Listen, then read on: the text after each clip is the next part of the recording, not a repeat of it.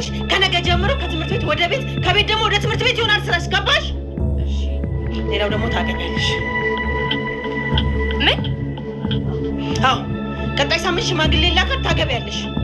ጆሮዬ ነው ወይስ የቀለድሽ? እየቀለድኩም አይደለም ጆሮሽም አይደለም። ምን ሆነ ይሄን ያህል የሚያሳስበሽ? ለልጄ እኮ የጋብቻውን ሁኔታ ነግሪያት እየተዘጋጀች ነው። በጊዜ ይጋቡና ይሰብሰቡና ይቀመጡ። ሲቆየ ሲሄድ እኮ ነገር ማክረር ነው የሚሆነው። እሺ አታስቢ፣ አይዞሽ። ለልጄም እነግረዋለሁ። ምንም አልገባኝም። ምንም ነገር እንዴ ጭራሽ የምናወራውን ተደብቀ እየሰማህ ነበረ? ይቅርታ፣ ብቻችሁ ማውራት ሳይኖርባችሁ አይቀርም። እኔ ልሂድ። ልብ ብለሽ እንዳልችኝ እሺ። እኔ ማልፈልጋት ልጅሽን አላገባት። ይህን ሰብስብና ያሉትን ነገሮች በሙሉ በመነጋገር እንፈታቸው። አሁንም አባዬ ምንድን ነው? አባዬ አትበለኝ አንተ። ትንሽ እንኳን አክብሮት የለህም እንዴ? ትሰማኛለህ?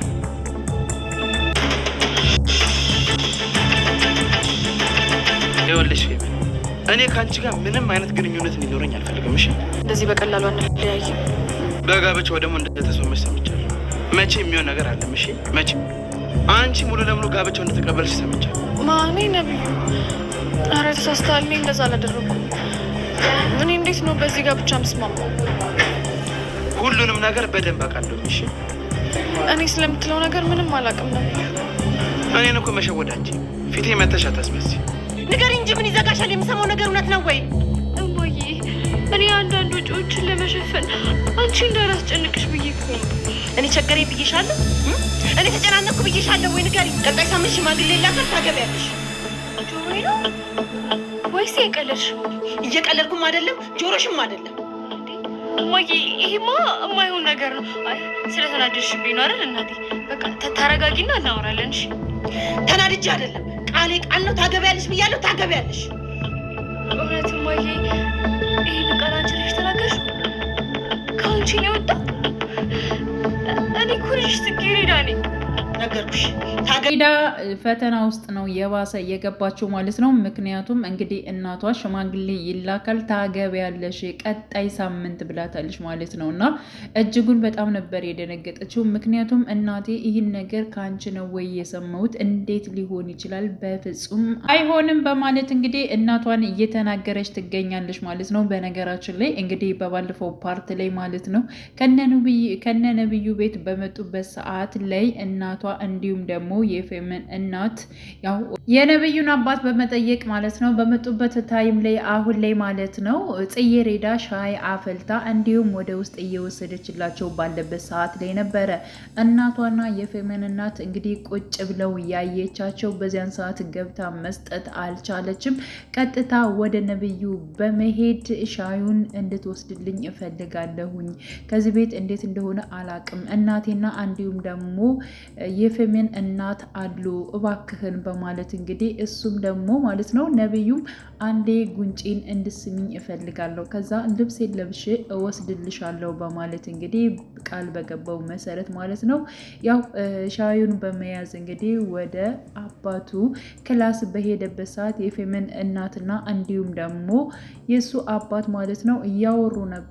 ምክንያቱም የፌመን እናትም ስትል የነበረችው መቼ ነው ልጆቻችን የሚጋቡት? መቼ ነው አንድ ላይ የሚሆኑት? አንተ የወንድ ወገን ነህ፣ ግን ደግሞ እኔ የሴት ወገን እስከሆንኩ ድረስ በጣም ያስጨንቀኛል በማለት እንግዲህ ሁለታቸው እያወሩ ባሉበት ሰዓት ላይ ነበረ ነብዩ ተደብቆ እያንዳንዱን ነገር ሰምቷል ማለት ነው። ነገሮቹን ይስተካከላሉ፣ ያንቺ ልጅና የኔ ልጅ ደግሞ ይጋባሉ በማለት እንግዲህ ስለ ነብዩና ፌመን አንድ መሆን እያወሩ ነበር ማለት ነው። እና ይህንን የሰማው ነብዩ ደግሞ ዝም ብሎ ዝም ማለት አልቻለም እና ቀጥታ በመሄድ ነበረ እኔ ያልወደድኩትን ያላፈቀርኩትን ሰው ዝም ብዬ አላገባም። አባዬ ምንድን ነው የምትላት? ምንድን ነው የምታወራት? በፍጹም ይህ ሊሆን አይችልም፣ እኔ እሷን ልጅ አላገባም በማለት እንግዲህ ተናግሮ ነበረ። እንዲሁም ደግሞ የፌመን እናት ምንድን ነው ይህ የአባትና የልጅ ጉዳይ ነው፣ እኔ ከዚህ ጋር መውጣት አለብኝ በማለት እንግዲህ ተነስታ ልትወጣ ስትል አርፈሽ ቁጭ በይ፣ እኔ አልወዳትም አላፈቅራትም፣ ሲቀጥል ደግሞ አንቺና አባቴ የምትሉትን ነገር ደግሞ እኔ ምንም ነገር ፍቃደኛ አይደለሁም፣ ስለዚህ ያንቺን ልጅ እንደማላገባት ነግሬሻለሁ በማለት እንግዲህ አስጠንቅቆ ነግሯታል ማለት ነው። እና አሁን ላይ የተፈጠረው ነገር እንግዲህ ያው ጽጌሬዳ ማለት ነው ከነ ነብዩ ቤት እንደምትሰራ እናቷ አታቅም ነበረ። የማታቀው የእሷ እናት ብቻ ነች ማለት ነው። ያ ማለት እንግዲህ የፌምን እናትም ታቅ ነበር፣ የነገረቻት እራሷ ፌምን ነች ማለት ነው። ምክንያቱም ነብዩን ማግባት እንዳለባት እንዲሁም ደግሞ ከነብዩ ጋር መቀራረብ እንዳለባት በነገረቻት ሰዓት ምንድነው ያለችው? እኔ እኮ ከመጀመሪያውኑ ብዬሽ ነበር እናቴ፣ ይችን እናትና ልጅ ከቤታችን አስወጭና ሌላ ሰራተኛ አስገቢ ብዬሽ ነበር፣ ግን ደግሞ አንቺ ልሰምኝ አልቻልሽም። በጣም ብዙ ነገሮች እኮ ነው። አሁን ለምሳሌ ነብዩን ለራሴ ማድረግ እንዴት ነው የምችለው? በእርግጥ ትንሽ ቅርቤት ነገር አለን፣ ግን ደግሞ ከእነሱ ቤት ተቀጥራ የምትሰረው ጽጌሬዳ ነች በትርፍ ሰዓቷ። ያ ማለት ከትምህርት ቤት መልስ የእነሱን ስራ በማገዝ ትሰራለች እና ከነብዩ ጋር የመቀራረብ ነገር አላቸው። ስለዚህ እንዴት ነው የማደርገው በማለት እንግዲህ እጅጉን በጣም ስትናገር ነበር ማለት ነው። ስለዚህ አሁን ላይ ማለት ነው በዚህ ምክንያት ነበረ እንግዲህ ጽጌሬዳ ከነ ነብዩ ቤት መስራቱን ያወቀችው ማለት ነው። እና አሁን ላይ ማለት ነው ጽጌሬዳን ስታያት ወይንም ደግሞ ከነ ነብዩ ቤት እየሰራች ስታያት ለሷ ምንም ነገር አልመሰላትም ማለት ነው። ያ ማለት እንግዲህ ከዚህ በፊት ከነሱ ቤት እንደምትሰራ የገንዛ ልጇ ስለነገረቻት ማለት ነው። እና የሄደችበት ነገር እሷ የምትፈልገው ነገር ምንድን ነው የፈለገችው እንግዲህ ያው የፌመን እናት እያንዳንዱን ነገር ማለት ነው ያው የነብዩ አባት አንድና አንድ የጠየቃት ነገር አለ። እሱንም ምንድን ነው ያላት? ጽጌሬዳን ለኔ አጋቢኝ፣ ስለዚህ ያንቺን ልጅ ደግሞ ከልጄ ጋር እናጋባቸዋለን። ጽጌሬዳን ግን ለኔ እንደምንም አድርገሽ እናቷንም እሷንም አሳምንሽ ለኔ መዳር አለብሽ በማለት እንግዲህ የፌመንን እናት አሳምኗት ነበር ማለት ነው። ያ ማለት የነብዩ አባት ማለት ነው። ስለዚህ ያን ነገር ለማድረግ ነው ልጇን ለነብዩ ለመዳር ስትል ነው ጽጌሬዳን እንዲሁም ደግሞ ለነብዩ አባት የምትደራደርባት ማለት ነው። የጽጌሬዳ እናት ደግሞ ማለት ነው እውነት መስሏት፣ ያ ማለት እንግዲህ የፌመን እናት ለሷ ያገዘች ወይንም ደግሞ ለሷ ያሰበችላት በመምሰል ማለት ነው አሁን ላይ ልሽን ማግባት ያለባት እሷ ነች። አርግዛ መታ የሆነ ነገር እንዳትሆንብሽ፣ እንዳትሳለቅብሽ፣ ያ ማለት በሰው ዘንድ እንዳታዋርድሽ እሱን ማግባት አለባት። ደግሞ እንደፈለገች ነው የምትኖረው፣ ምክንያቱም እሱ ገንዘብ አለው፣ ንብረት አለው፣ እንደፈለገች ትኖራለች በማለት እንግዲህ የእሷን ልጅ ማለት ነው ለነብዩ ለማጋባት ስትል ጽጌሬዳን ለሽማግሌው ማጋባት ነው የፈለገችው ማለት ነው። ግን ደግሞ እዚህ ጋር ማለት ነው ነብዩም ጽጌሬዳን ነው የወደዳት። ስርዓቷ፣ ሁሉ ነገሯ በጣም ወዷታል። አባቱም እንደዚው ማለት ነው ጽጌሬዳን ነው የተመኘው ማለት ነው። እና ምንድነው ያለው? እኔ የምልህን ነገሮችን እያንዳንዱን ነገር ማድረግ አለብህ። እኔ የአባትነት ግዴታዬን እስካሁን ተወጥቻለሁ። ስለዚህ አንተ ደግሞ የልጅነት ግዴታህን ደግሞ አሁን ላይ የምትወጣበት ጊዜ ላይ ነው። እባክህ ልጄ እኔ ልህን እያንዳንዱን ነገር መስማት አለብህ በማለት እንግዲህ ተናግሮታል ማለት ነው። ነብዩ ደግሞ ይህን ነገር ማስተናገድ እንደማይችል ነው የተናገረው ማለት ነው። እኔ የማልወደውን የማላፈቅረውን ሰው አላገባም አባዬ፣ ምንም ያክል ማለት ነው አንተን ወዳለሁ አከብራለሁ፣ ግን ደግሞ የማላፈቅራትን የማልወዳትን ሴት ደግሞ አላገባም፣ እንዴት እንደዚህ ይሆናል በማለት እንግዲህ ተረጋጋ ልጄ ተረጋጋ እያለ እንግዲህ ቀስ አድርጎ ልጁን ለማዋራት ወይንም ደግሞ ለመናገር ሞክሮ ነበረ። ግን ደግሞ ነብዩ በጣም እየሰማው ነገር ማለት ነው። ምክንያቱም አባቱና እንዲሁም ደግሞ የፌመን እናት ሲያወሩ የነበሩትን እያንዳንዱን ነገር ሰምቷል ማለት ነው። ልጅና እንዲሁም ደግሞ ልጅ ፍላጎት ሳይኖራቸው እንግዲህ እናትና አባት በአሁኑ ሰዓት ማለት ነው ተነጋግረው እነሱን ለማጋባት ነበር የፈልግ። በእርግጥ ያው የእሷ ልጅ ፈቃደኛ ነች፣ ደስተኛ ነች ማለት ነው። ግን ደግሞ ነብዩ ደግሞ ምርጫው አይደለችም ማለት ነው። እሱ የሚፈልገው ጽጌሬዳ ነውና ነገሮቹ እንደማይሆን ነበር ለአባቱ የነገረውና የግድ መስማት አለብህ እኔ አባትህ ነኝ በማለት እንግዲህ በጥፊ ነበር ያጮለው በነገራችን ላይ ማለት ነው። ግን ደግሞ ይህን ነገር ቢያደርገውም አባቱ ማለት ነው ምክንያቱም እስከዛሬ ያለ ምንም ነገር እኔ ሁሉ ነገር ደስተን ትቼ አንተን አሳድጌያለሁ። አሁን ደግሞ እኔ የምጠይቅህን እንደ አባት የምጠይቅህን ነገር እያንዳንዱ ማድረግ አለብህ ብሎታል። ያን ነገር ምን ሊያደርግ ይችላል? በእርግጠኝነት እሱ ከሚፈልገው ውጪ አይሄድም ብዬ አስባለሁ ማለት ነው። ስለዚህ ለአባቱ ብሎ የማይፈልጋትን ሴት አያገባም ብዬ ነው የማስበው ነብዩ ማለት ነው። ግን ደግሞ ቀስ ብሎ ማለት ነው የእሱ አባት ጸዲን እንደፈለጋት ያንን ነገር ደግሞ የሚደርስበት ይሆናል። ምንም ነገር ተደብቆ አይቀርም በነገራችን ላይ ማለት ነው። ሲቀጥል እንግዲህ የጽጌ ሬዳ እናት ማለት ነው ያው ከቤቱ ወጣ ስትል በነገራችን ላይ በጋብቻው ተስማምታለች። እሺ ደስ ይለኛል ብላለች ማለት ነው። ያ ማለት ልጇን አሳልፋ ለሽማግሌው እንደምድርላቸው ማለት ነው ቃል ገብታለች። ምክንያቱም የፌመን እናት ደግሞ በጣም ስታስመስል ነበር። እኔና አንቺ እንዴት ነው ተለያይተን የምንኖረው? በልጆቻችን እድሜ እኮ አብረን ነው የኖርነው፣ እንዴት ነው ተለያይተን የምንኖረው እያለች ነበረ። ምክንያቱም የነብዩ አባት አንቺም ለአንቺም ቀን ይወጣልሻል፣ አንቺም ከኛ ጋር ነው የምትኖረው፣ ይህንን ቤት ለራሱ ለነብዩ እንተውና ሌላ ለእኔና ለጽጌ ሬዳ ሌላ አዲስ ቤት እንገባለን፣ በዚያን ሰዓት ደግሞ አንቺም ትመጫለሽ አብረሽን ትኖሪያለሽ የሚል ነገር ነበር ማለት ነው። ግን ደግሞ ከዛ ቤት ገና ሳትወጣ የራሷ ልጅ ማለት ነው ጽጌ ሬዳ ታገኛታለች ማለት ነው። አንቺ ከዚህ ቤት ምን ትሰሪያለሽ ነበር ያለቻት። ምን ትሰሪያለሽ? ምንድን ነው የምታደርጊው? ትምህርት ቤት አይደለሽ እንዴ? ምን ትሰሪያለሽ? በማለት እንግዲህ ታፋጥጣታለች። ጽጌ ሬዳም እናቴ ተረጋጊ፣ ላስረዳሽ እባክሽን በማለት እንግዲህ እናቷን ለማስረዳት ሞክራ ነበረ።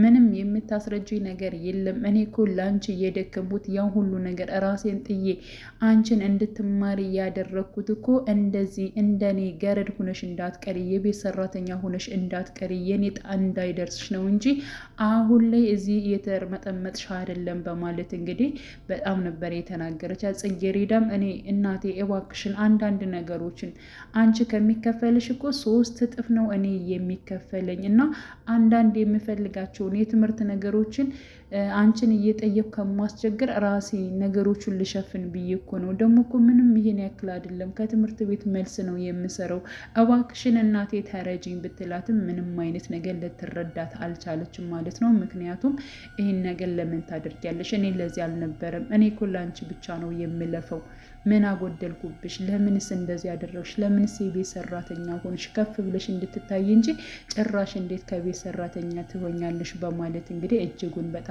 ተናዳ እንዲሁም በጥፊ ልትመታ ስትል ነበረ። በነገራችን ላይ ነብዩ መጥቶ ማለት ነው ያው በመነጋገር ነገሮችን ለመፍታት ሞክሩ፣ እናንቺ እንደምታስቢው ነገር አይደለም፣ ያው ራሷን እንትን ለማለት ፈልጋ ነው ከዚህ ስራ የገባችው በማለት ነብዩም ያው ለመናገር ሞክሮ ነበረ። አንተ በልጄ መካከል ወይንም ደግሞ በእኔና በሷ መካከል ምንም አያገባም፣ አርፈ ቁጭ በል ነበር ያለችው ማለት ነው። ስለዚህ ወዲያውኑ ለራሳችሁ ለቤታችሁ ሰራተኛ መፈለግ ትችላላችሁ በማለት ልጇን ጥቅ አድርጋ ነበር እዛ የወጣችው ማለት ነው። ሲቀጥል ደግሞ ማለት ነው አሁን ላይ ፌመን ሁሉን ነገር እንግዲህ ነብዩ ተናግሯታል ማለት ነው። ነብዩ እያንዳንዱን ነገር ስለሰማ ማለት ነው የእሷን ሴራ ስለሰማ ምንድን ነው ያላት አስጠንቅቋታል በነገራችን ላይ ማለት ነው። ከዚህ በኋላ ጽጌረዳ ላይ የምናደርጋቸውን እያንዳንዱን ነገር ማቆም አለብን። እኔ እስካሁን ላይ እንደዚያ ማድረግ የለብኝም ነበረ፣ ግን ደግሞ ስህተት ሰርቻለሁ፣ ይቅርታም ጠይቂያታለሁ። ስለዚህ አንቺም ጽጌረዳን ይቅርታ መጠየቅ አለብሽ ብሏታል ማለት ነው። እንዴት እንዴ ገና ስንት ነገር እያለ እንዴት አሁን በቃ እንትላለ ሲል፣ አይ በቃ በሰዎች ዘንድም እንደዚህ አይነት ነገሮችን ማድረግ የለብንም፣ ስለዚህ አርፈሽ መቀመጥ አለብሽ፣ ከእሷ ጋር ምንም አይነት ነገር እንድታደርጊ አልፈልግም በማለት እንግዲህ ነብዩም አስጠንቅቋታል። እሷም እሺ ችግር የለውም ያልከኝን ነገር ሁሉ አደርጋለሁ። አታደርገውም እኮ በነገራችን ላይ አታደርገውም፣ ግን የእሱን ልብ ለመግባትና እንዲሁም ደግሞ በሱ ትኩረት እንትን ማለት መሰጠት ነው የምትፈልገው። በቃ እሷ ጥሩ ለመሆን ምናምን ትሞክራለች። በነገራችን ላይ ከዚህ በፊት ራሱ በጣም ያሳቀችኝ ነገር ምንድን ነው እሷ በጣም የሆነ በቃ ወጣ ያለ ልብስ ነበር የምንለብሰው እና ጽጌረዳ ደግሞ ኖርማል ልብስ ነበር እና የጽጌረዳን ራሱን ልብስ ለብሳ የሄደችበት ታይም አለ ማለት ነው። እና በራሱ አትተማመንም በነገራችን ላይ ፌመን ማለት ነው። እና ሁሉን ነገር ሰምቻለሁ፣ እኔ ለመግባት እንደተስማማሽ ከቤተሰብ ጋር ሰምቻለሁ። ይህ ነገር ደግሞ በፍጹም አይሆንም፣ እኔም አልፈልገውም። ስለዚህ አርፈሽ ተቀመጪ፣ እኔን ለማግባት ሙሉ በሙሉ አንቺ ፍላጎት እንዳለሽ ሰምቻለሁ በማለት አረ እኔ እንደሱ አንተ እንደምታስበው አይደለም፣ ምንም ነገር አላደረኩም፣ ምንም ነገር እንትን አልተናገርኩም በማለት እንግዲህ በመርበትበት እንዴት ሰማ የሚለው ነገር እጅጉን በጣም ግራ ገብቷታል ማለት ነው። እና ፌመን አይ እኔ ምንም ነገር ልትዋሽኝ አትችይም በማለት እንግዲህ እርግጠኛ ሆኖ ነው እየተናገረው ማለት ነው። እና ያው በስተመጨረሻም እንግዲህ ጽጌረዳ ወደ ቤት ተመልሳለች። እንዲሁም ደግሞ እናቷ እጅጉን በጣም አስጠንቅቃታለች። ሆነን ለመናገር ጽጌረዳ ማለት ነው ያው እውነቶች አሏት። የምታደርጋቸው እያንዳንዱ ነገሮች እውነታ ናቸው። ግን ደግሞ እናቷ ልትረዳት አልቻለችም ማለት ነው። እና ተነጋግረው ቀስ ብለው በንግግር ችግሮቻቸውን ቢፈቱ ወይንም ደግሞ እናቷ ብትረዳት በጣም አሪፍ ነበር። በእርግጥ እናትም ያው ለልጇ ካላት አንጻር ነው ማለት ነው ጥሩ ደረጃ እንድትደርስላት ስለምትፈልግ ነው። የእሷ ዕጣ እንዲደርሳት ስላልፈለገች ነው ያን ሁሉ ነገር የምትናገረው። ሴት ልጅ እንደዚህ ሆና በብዙ ቁጥጥር ላይ ካላደገች በስተቀር በጣም ከባድ ስለሆነ ማለት። ሲቀጥል ደግሞ አሁን ላይ ያው በጣም ጠንካራም ጀግናም የሆነችው እንደዚህ በጣም ቁጥብ ሴት የሆነችው ራሱ ጽጌረዳ እናቷ ኮትኩታ ስላሳደገቻት ነው በነገራችን ላይ። እና ልክ እንደ ፌምን አይደለችም። እና ለዛም ነው እንደዚህ የሚቆጡ ልጆች እንደዚህ እንትን የሚሉ ልጆች በስርዓት ነው የሚያድጉት በነገራችን ላይ ማለት ነው። እና ለልጇ ብላ ነው ይሄን ሁሉ ነገር የምታደርገው። ግን ደግሞ በስተመጨረሻም የራሷ የምትሰራባት ማለት ነው የፌምን እናት የጠቀመቻት መስላ ያልሆነ ነገር እንግዲህ እየወሰነችባት ትገኛለች። እንዲሁም ደግሞ እሷን ሰምታ ደግሞ እሷ ልጇን ለማጋባት እንዲሁም ደግሞ ለሀብታም ለማጋባት አርግዛ የሆነ ነገር ሁና ከምትመጣ በቃ እንደዚሁ እሱን ብታገባ ይሻላል ብላ የወሰነችው ውሳኔ በመጨረሻም እጅጉን በጣም ነው የሚያናድደው ማለት ነው። እና በዚህ ሳምንት ሽማግሌ ይላካል ታገቢያለሽ ብላታለች ጽጌረዳ። ይሄን ነገር አላመነችም። እማዬ ይሄን ነገር የሰማሁት ከአንቺ ነው ወይ? አንቺ ነሽ እንዴ እንደዚህ የምትይኝ? እንዴት ሊሆን ይችላል? በፍጹም ይህም አይሆንም በማለት እናቷን ለማሳመን ሞክራ ነበር። ግን ደግሞ ይሆናል ብላታለች ማለት ነው። ሽማግሌ ይላካል ታገቢያለሽ። እማዬ አሁን ስለተናደርሽ ነው፣ ረጋ ስትይ እናወራለን በቃ ነገሮችን በማለት እንግዲህ ሞክራለች። ግን ደግሞ ልሰማት አልቻለችም ማለት ነው። ቻናሌ ተከታታዮች ቤተሰቦቼ በያላችሁ በሰላማቸው ይብዛልኝ። ለቤቴ አዲስ የሆናችሁ የደውል ምልክቱን በመጫን ቤተሰብ ይሁኑ ለማለት እወዳለሁ። መልካም ጊዜን ተመኘውላችሁ።